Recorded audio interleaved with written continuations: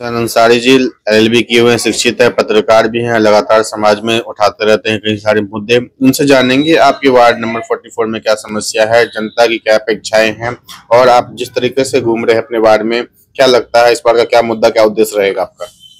Ward 44 त्रिमूर्ति नगर मेरा ward है। मैं निर्दलीय प्रत्याशी के तौर पे यहाँ चुनाव लड़ रहा हूँ। और जहाँ तक मुद्दों की बात है, सीवर लाइन पूरे वार्ड में सीवर लाइन की सबसे बड़ी समस्या है। बिजली पानी ये समस्या है। एक प्राथमिक विद्यालय पूरे वार्ड में नहीं है। राशन की दुकान 10,000 की आबादी है, लेकिन राशन की दुकान, एक अदद राशन की दुकान यहाँ नहीं है। काजी कॉलोनी, राम रहीम कॉलोनी, बड़ी बड़ी कॉलोनियाँ हैं। एक गंदा नाला बहता है, हर साल पानी भरता है लोगों के घरों में। उसको टेपिंग कराना एक बड़ा मुद्दा है और ये एक बड़ा काम होगा। और जहाँ तक चुनाव की बात है, लोग शिक्षित प्रत्याशी चाहते हैं कि शिक्षित हमारा पार्षद हो। अभी कांग्रेस का पार्षद था, कांग्रेस का मेयर था, लेकिन वो काम कराने में नाकाम रहे। तो तरीके से भारतीय जनता पार्टी कहती है कि मेरी कई सारी योजनाएं वार्डों में चल रही है, आवास योजना, आयुष्मान योजना, इसके अलावा उज्ज्वला कार्ड योजना और भी कई सारी योजनाएं, क्या वो धरातल पे सभी लोगों के पास पहुंच रही है? नहीं, जहां तक बीजेपी की बात है, बीजेपी भले ही अपनी पीठ थपथपाती हो, लेकिन जमीनी स्तर पे कोई योजना, ऐसी कोई योजना नहीं जिसका लाभ मिल रहा हो। जहां तक आयुष्मान की बात है, आयुष्मान के अलावा बच्चों को शिक्षा चाहिए, अच्छी शिक्षा चाहिए, रोजगार चाहिए, नशा मुक्त चाहिए, राशन की दुकान चाहिए, साफ सुथरा जीवन, साफ सुथरा माहौल चाहिए। उसके लिए सीवर लाइन जैसी एक बहुत बड़ा वो है। सफाई नहीं है। पहले मेयर बीजेपी के भी रहे, लेकिन तब भी कोई समस्या ऐसी दूर नहीं हुई। क्योंकि ये जन समस्याएं हैं, जन सरोकार से जुड़ी समस्याएं हैं। अगर इन्हीं को दूर नहीं किया जाएगा तो फिर बीजेपी लाख ढिंडोरे पीट ले अपनी योजनाओं के, उसका मैं नहीं समझता कोई असर जनता पे होगा। वार्डों में कितना जरूरी है सीसीटीवी लगाया जाए? आए दिन चेन स्नैचिंग के मामले आते रहते हैं, अपराध बढ़ते रहते हैं। बुजुर्गों के लिए टहलने के लिए पार्क हो, युवाओं के लिए खेल का मैदान हो, लाइब्रेरी हो, और यहाँ पे कई सारे युवा नशे की तरफ जा रहे हैं, उसको उससे हटाने के लिए क्या कोई स्किल डेवलप कर सकते हैं? बिल्कुल, क्यों नहीं। नशा मुक्त वार्ड मेरा एकदम लक्ष्य है। इस बात को लेकर मैं मैदान में हूँ। और जहां तक पार्क की बात है, पूरे वार्ड, यहाँ ये जो मोहल्ला है पाउंदोई, ये 4 वार्ड को कवर करता है। पूरे 4 वार्ड में हरिद्वार रोड की विकास प्राधिकरण रहा हो, नगर निगम रहा हो या जिला प्रशासन रहा हो, इनकी ओर से कोई ऐसा पार्क जैसी चीज नहीं। पार्क चाहिए, अच्छा वातावरण होना चाहिए, बच्चों के लिए खेल कूद के लिए होना चाहिए। आप यहाँ समझ लीजिएगा, एक 20,000 की आबादी, मोहल्ले की बात करता हूँ, वार्ड से बाहर जाके, अगर आप एक प्राथमिक विद्यालय इतनी बड़ी आबादी में आज तक नहीं दे पाए, तो आप यहाँ अंदाजा लगा सकते हैं कि कितनी समस्याओं से ये वार्ड या ये मोहल्ला जूझ रहा है। आवारा पशु देखते हैं, घूमते रहते हैं यहाँ पे। गौ माता भी किस तरीके से पन्नी वगैरह खाती रहती है, कुत्ते वगैरह ऐसे ही आवारा घूमते रहते हैं, बहुत लोग को बाइट भी कर देते हैं। किस तरीके से इनके लिए भी एक उपाय कर सकते हैं? जिस तरीके से लगातार आदेश चौहान जी कहते रहते हैं, मदन कौशिक जी कहते रहते हैं, स्वास्थ्य शिक्षा को हमने हाई लेवल पे, इंटरनेशनल लेवल पे पहुंचा दिया, हम कई सारे डिग्री कॉलेज खोल दिए, यहाँ पे हमने हॉस्पिटल खोल दिया, भूपत वाला में कई सारे और भी खोलने जा रहे हैं, लेकिन वो वार्डों में वो सभी जो योजना है स्वास्थ्य और शिक्षा के पहुंचा पा रहे हैं? जो समाज का उच्च वर्ग है, वहां तक भले ही इनकी योजनाएं पहुंच पाती हों, लेकिन जो समाज का दबा कुचला वर्ग है, वहां तक ना तो बीजेपी सरकार ना कांग्रेस, दोनों सरकारें यहाँ आ रही प्रदेश के अंदर। नगर निगम में दोनों का मेयर रहा है। पिछली योजना में कांग्रेस का मेयर था। कोई ऐसी योजना गरीबों तक नहीं पहुंच पाई जिसको ये कह सकते हो। जहां तक गौ माता का सवाल है, आप पूरे शहर में देख लीजिए, कोई एक पानी के लिए कोई ऐसा नहीं है कुंड बने हो। पहले नगर पालिका जब थी, अब तो नगर निगम है, उस समय कुंड शहर में दिखते थे। आज वो सब लोगों ने कब्जा कर लिया। उस तरफ भी सरकार का ध्यान नहीं। ध्यान सिर्फ नारे तक है कि नारे में तो सब है, लेकिन धरातल पे कुछ नहीं है।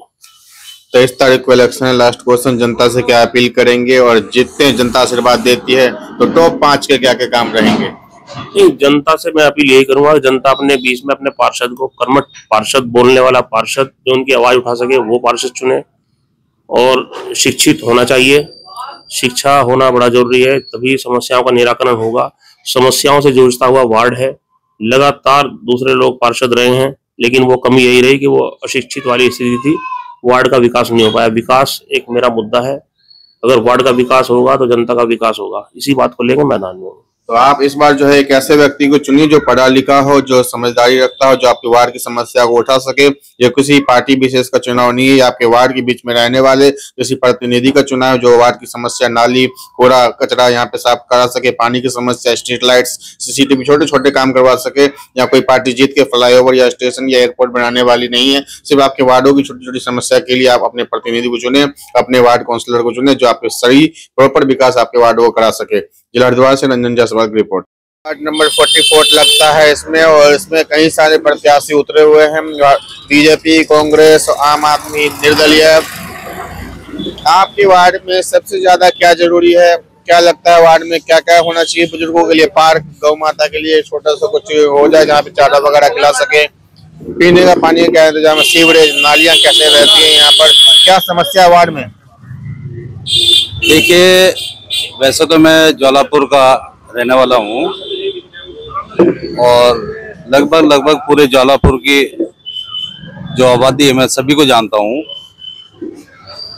ये वार्ड नंबर 44 जो है, ये एक छोटा सा वार्ड बनाया गया है काट कर, जिसमें नई कॉलोनियाँ हैं। इसमें राम रहीम कॉलोनी हो गई और आपका गाजी वाली कॉलोनी हो गई।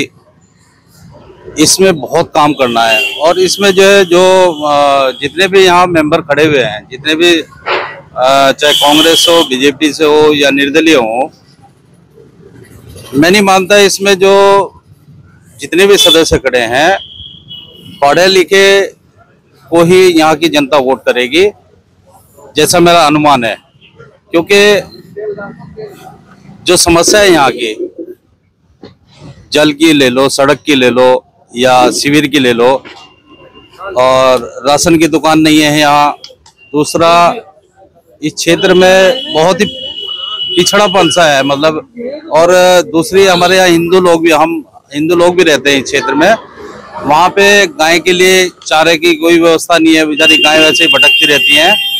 तो मेरा मानना यह है कि जो कैंडिडेट खड़ा हुए हैं यहाँ, उसमें पढ़ा लिखा ही आदमी होना चाहिए और जो समझदार, जो अपने क्षेत्र की समस्या को समझता हो, ऐसे कैंडिडेट को यहाँ वोट करना चाहिए। तो ऐसी कैंडिडेट को चुने जो आपके क्षेत्र में रहे, आपके पड़ोस में रहे, रात को 12 बजे भी फोन करो तो उपलब्ध हो जाए। ऐसे कैंडिडेट को चुन लो। कोई पार्टी विशेष का तो ये चुनाव है नहीं जो यहाँ पे जीत के कोई एयरपोर्ट बना देगा, कोई स्टेशन बना देगा।